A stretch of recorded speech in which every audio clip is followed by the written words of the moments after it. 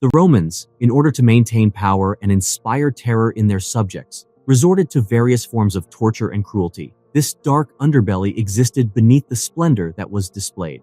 Let's take a more in-depth look at the horrifying methods that they utilized to torture their captives. Crucifixion was known to be one of the cruelest and most notorious methods of torture used in ancient Rome. In this execution technique, the person was either nailed or bound to a wooden cross, and then they were left to hang until they died. It was a drawn-out and terrible process that resulted in excruciating pain, thirst, and suffocation. Crucifixion was not only employed as a method of carrying out the sentence of death, but also as a deterrence for potential rebels and lawbreakers. The Romans used crucifixion as a form of capital punishment because they believed it was an effective means of both prolonging the victim's suffering and serving as a deterrence to future potential offenders. The procedure consisted of nailing or binding the condemned person to a wooden cross and then leaving them to hang until they died. There is no way to adequately describe the mental and emotional anguish that crucifixion causes. The victim's arms would be forced out to their sides and attached to the horizontal beam of the cross using nails hammered into their wrists or hands.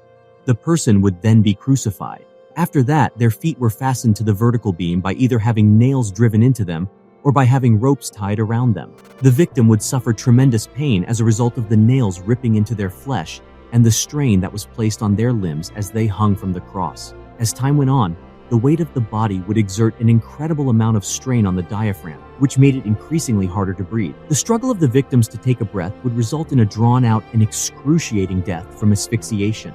Another excruciating part of the crucifixion was that it caused him to lose his body fluids. The victim's body was in a posture that made it difficult for them to reach for a drink of water, which resulted in a severe case of thirst, delirium, organ failure, and finally death would be the end results of dehydration if left untreated for an extended period of time. The crucifixion was not only a painful ordeal from a bodily standpoint, but it was also a harrowing ordeal for Jesus on a spiritual level. The condemned were frequently put on display in public settings, providing onlookers with a gruesome show to watch as they passed by. This public display was intended to induce fear and to maintain the Roman state's authority over its citizens. The Romans reserved the practice of crucifixion for the execution of certain criminals, including those guilty of revolt, sedition, or high treason. It was particularly prevalent for persons who were considered adversaries of the state, such as slaves. Those who dared to resist the authority of the Romans were confronted with the gruesome sight of crucified bodies lined up along highways and in public places. Crucifixion was a common form of execution in ancient Rome.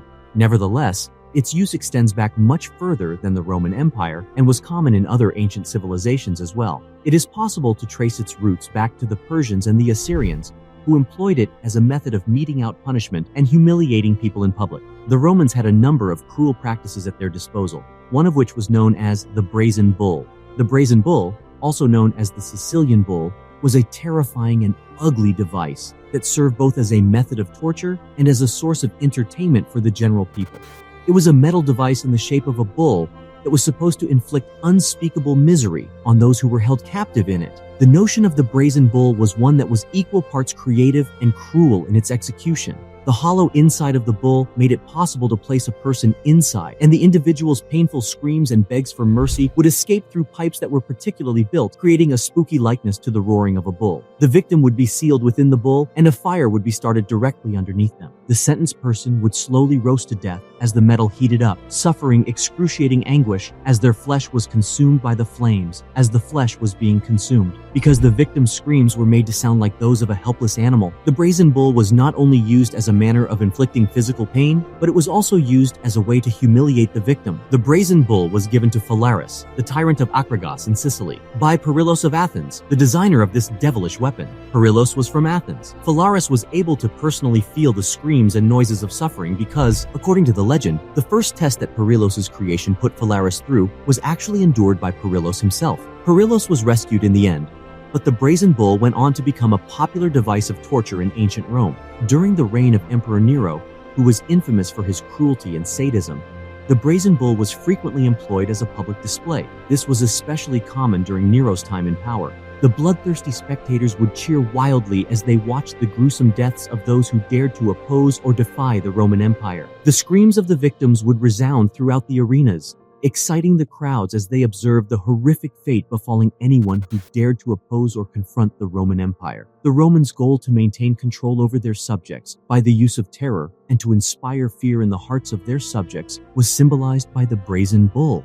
Its application was not restricted to individuals who were considered political adversaries. Rather, it was also used as a form of punishment for a variety of offenses, which further exemplified the cruelty of the Roman legal system. The brazen bull is not only a horrifying example of one of the most inhumane forms of torture that was used in ancient Rome, but it also serves as a reminder of the ability for human cruelty over the course of history. It is a glaring example of the extent that people have gone to in order to fulfill their needs for power, control, and pleasure. Coming up next on our agenda is either the scourge or the flagellum. This type of whip was used as an implement of torture and comprised of numerous strands of leather that were embedded with shards of bone, metal, or glass.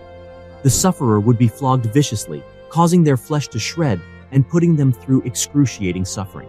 Scourging was frequently followed by public floggings, in which the condemned person would be subjected to harsh beatings in front of an audience. Scourging was considered a kind of corporal punishment. Moving on, let's investigate one of the most inhumane methods, which is known as the rack. This apparatus was intended to stretch the body of the victim, progressively dislocating their joints and tearing their muscles, tendons, and ligaments in the process. There were occasions when more weights were added to make the experience even more excruciating. The rack was employed both as a form of torture and as a technique for eliciting confessions from the subject.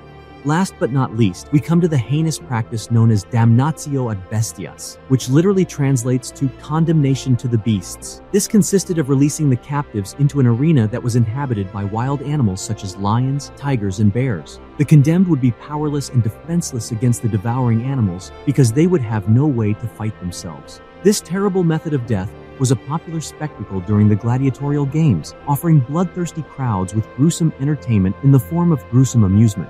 Condemnation to the beasts was a form of execution that was also used as a form of entertainment during the gory performances that were common in the Roman Empire. This horrifying practice consisted of sending captives to a brutal and frequently lethal encounter with wild and dangerous creatures by throwing them into an arena where the arena was filled with wild and dangerous animals. The sentence of condemnation to the beasts was a sort of capital punishment that was reserved for persons who were found guilty of extremely terrible crimes or who were considered enemies of the state. Amphitheaters, such as the world-famous Colosseum in Rome, were the settings for this kind of public display of entertainment.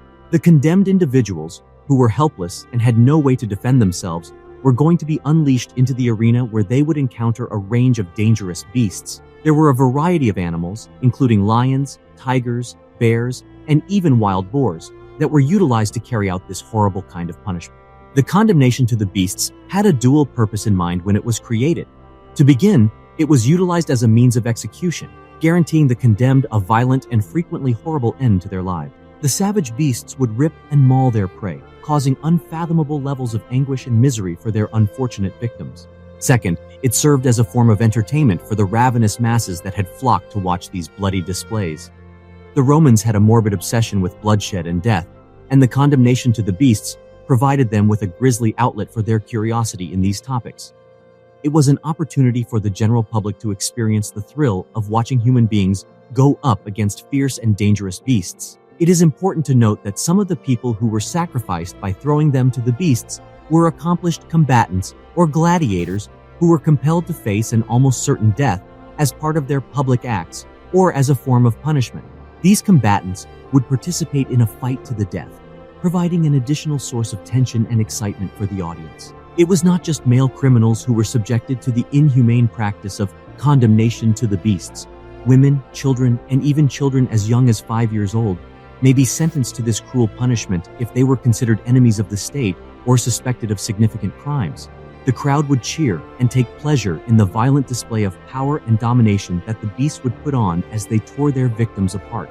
These shows were meant to serve as a constant reminder of the power wielded by the Roman Empire and the repercussions of challenging its authority. As we investigate the intricacies of the Roman system of torture, we have a responsibility to recognize the great anguish that was inflicted upon an uncountable number of people. The population was meant to be intimidated and controlled using these measures, which, despite their brutality, were designed to ensure obedience, and stifle dissent. Our investigation into the sinister customs of ancient Rome comes to a close with this spine-chilling look at the condemnation to the beasts. Let us not forget the lives that were taken and the unimaginable anguish that was brought upon those who were forced to endure such a dreadful tragedy. Come back with us the following time as we explore further fascinating facets of our common past. Until then, remember to keep your sense of wonder and curiosity. Remember to give a thumbs up, leave a comment, and subscribe to the channel.